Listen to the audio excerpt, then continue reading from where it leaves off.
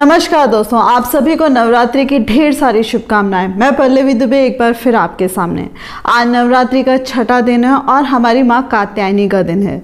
आज के modern time में हमारी माँ कात्यायनी हमें कितने सारे मैसेज देती है, उसको जानने के लिए प्लीज मेरा ये वीडियो जरूर देखिएगा।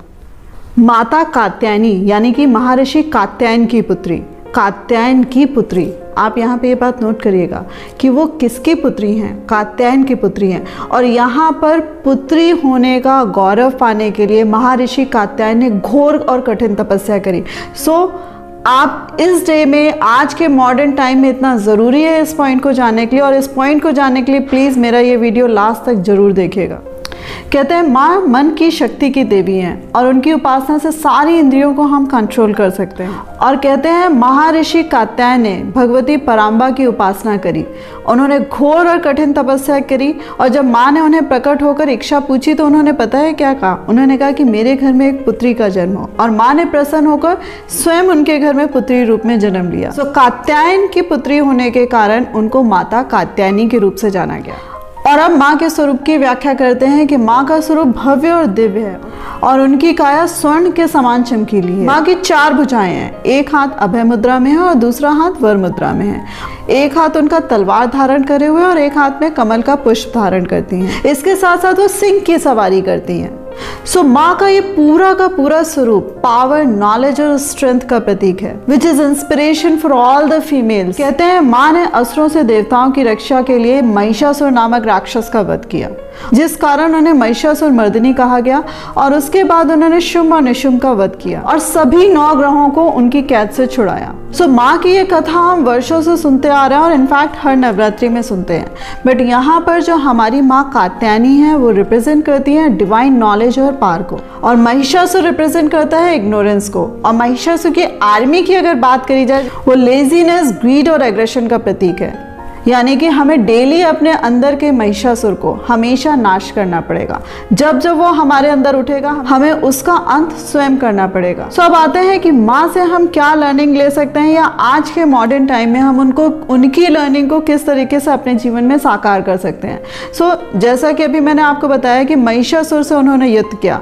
महिषासुर से युद्ध करने के लिए she collects the power from the Brahma, Vishnu and Mahesh, which is the true quality of leader. यहाँ पर हम शक्तिदायिनी माँ भगवती की बात कर रहे हैं कि जो खुद इतनी पावर और एनर्जी से भरी हुई हैं, लेकिन डिस्पाइट ऑफ दैट उन्होंने अपने आप को अपग्रेड किया। और इसे कहते हैं power of learning, which is the true quality of leadership.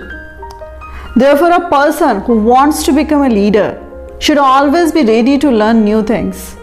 ये हमें खुद को रीडिस्कवर करने में बहुत हेल्प करता है। और कहते हैं कि जब भी हम अपने आप को रीडिस्कवर करते हैं तो हर बार एक न्यू और एडवांस्ड वर्जन निकल कर आता है, जो डेफिनेटली बेटर होता है हमारे ओल्ड वर्जन से।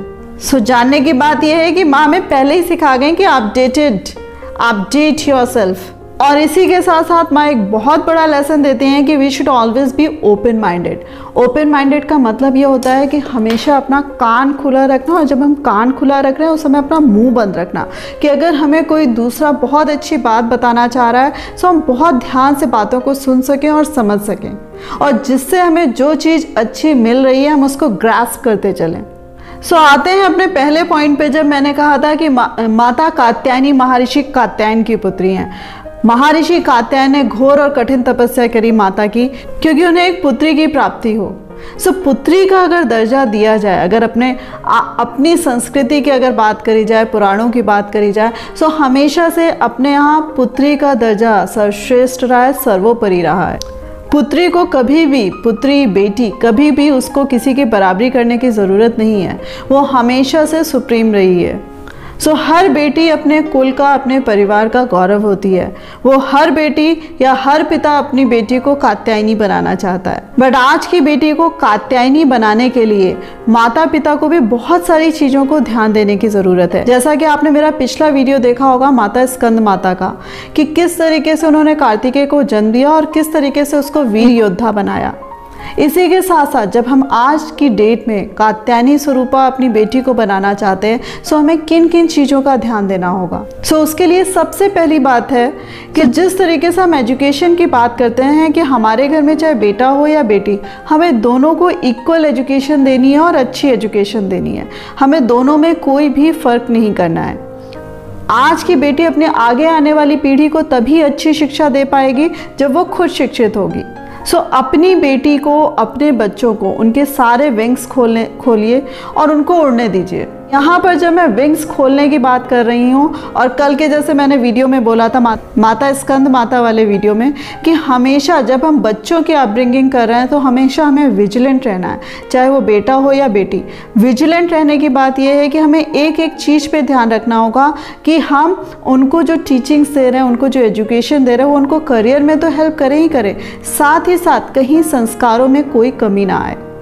और उससे भी बड़ी बात है कि हम अपने बच्चों को एक अच्छा पर्सन भी बनाएं।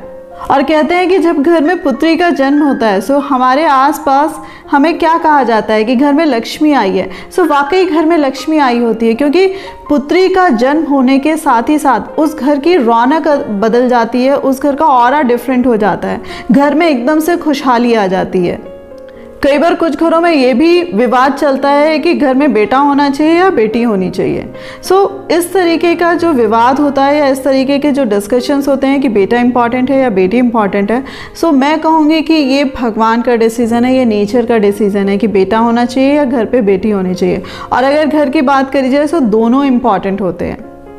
आपके घर पे अगर बेटी ने जन्म लिया है तो आप तो खुशकिस्मत वैसे ही हैं, और अगर पुत्र ने भी जन्म लिया यानी कि बेटे ने जन्म लिया है, तब भी आप खुशकिस्मत हैं, क्योंकि बेटे की जब विवाह होगा तो आपके घर में ऑलरेडी आपके पास बेटी आ जाएगी। सो यहाँ पर ये समझने वाली बात है कि हम बेटी हमारे जीवन में, हमारे घर में ऑलरेडी आ रही है, हमें उसका वेलकम कैसे करना है ये हम पर डिपेंड करता है। द सेम वे जब हम बेटी के संस्कारों की बात कर रहे हैं, सो हम अपनी बेटी को इस तरीके के संस्कार ज़रूर दें कि वो खुद को भी खुश रख सके और जो भी उसके आसपास हो उनको भी खुश रखे।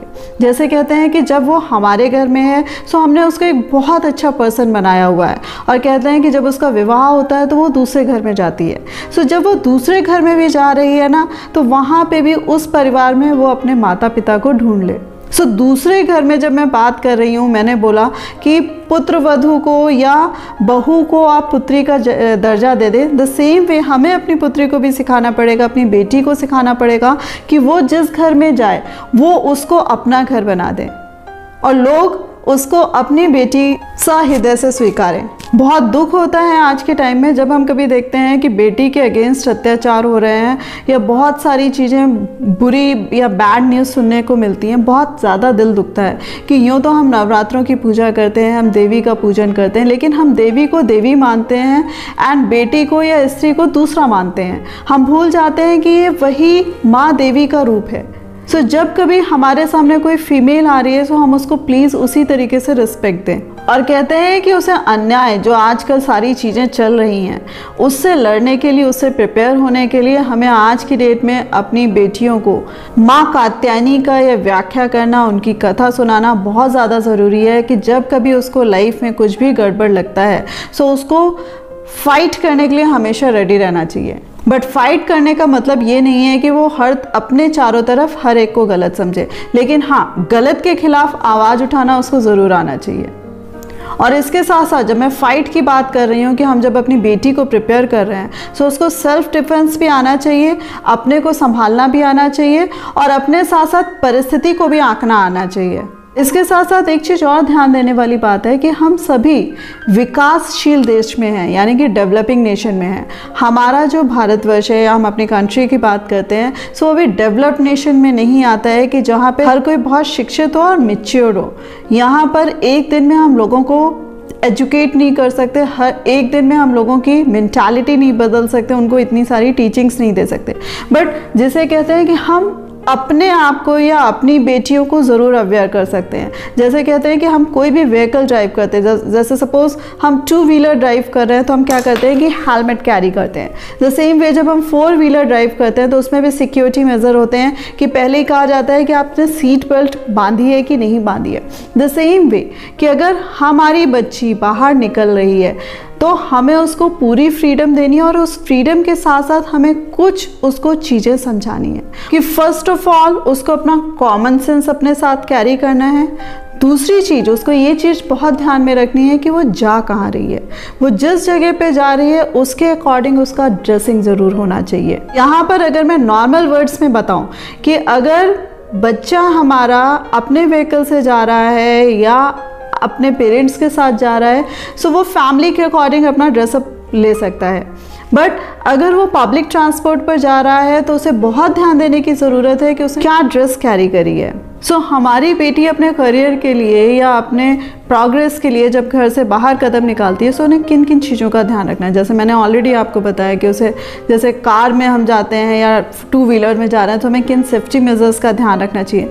सेम वे उसको अपनी लाइफ में भी बहुत सारी चीज़ों को ध्यान देना है कि वो किस टाइम पे जा रही है, उसका ड्रेसिंग सेंस कैसा है और उसकी फ्रेंडशिप किस तरीके के लोगों से। अगर उसको कहीं पे भी, जैसे पहले मैंने बताया था कि we should always be extra vigilant, अगर उसे कहीं पे भी लगता है कि कुछ भी गड़बड़ है so she has to step back. आज के टाइम में ये चीज़ और ज़्यादा इम्पॉर्टेंट होती है कि जब बेटी का जन्म होता है या बेटी के जन्म से पहले ही कई बार भ्रूण हत्या हो जाती है या बेटी के जन्म होने के बाद लोग खुश नहीं होते हैं।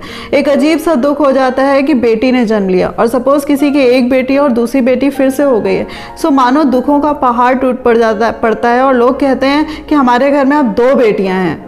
सो नव दुर्गा की पूजा हर साल करने के बावजूद ये बहुत दुख की बात है कि हम लोग महर्षि कात्यायन से कुछ नहीं सीख पाए। सो महर्षि कात्यायन से सीखने वाली बात ये है कि पुत्री कल भी इम्पॉर्टेंट थी और आज भी इम्पॉर्टेंट है। आप बहुत खुशकिस्मत हैं कि आपके घर में बेटी जन्म लेती है। सो अपनी बेटी को विंग्स दीजिए, उसको एजुकेट करिए, उसको संस्कार दीजिए, उसे खुश रहना सिखाइए और उसकी केयर करिए और अपनी बेटी को कात्यायनी बनाएं। आज की डेट में एटमॉस्फेयर चेंज हो रहा है। मैं बहुत सारे स्लोगन्स देखती हूँ, पापा की परी, डैड्स डॉटर, डैड्स प्रिंसेस, बहुत सारी चीज़ें हैं जहाँ डैड बहुत प्राउड फील करते हैं कि उनके घर में बेटी है। एंड द सेम वे कई बार मैं देखती हूँ कि माँ और बेटी इस तरीके से निकल रहे हैं जैसे 2 फ्रेंड्स निकल रहे हैं। जो समाज में गंदगियाँ हैं वो राक्षसों की वजह से हो रही है, जिसके लिए हमें अपनी बेटी को तैयार भी करना है कि किस तरीके से आज के महिषासुर का वध करना है अपनी नॉलेज से। सो बेटी को प्यार करें, शिक्षित करें, उसे विंग्स दें और अपनी बेटी को कात्यायनी बनाएं। सो नमस्कार दोस्तों, आप सभी ने अगर मेरा चैनल अभी तक सब्सक्राइब नहीं करा है तो ज़रूर करिएगा और कल फिर मिलते हैं माता के नए स्वरूप के साथ।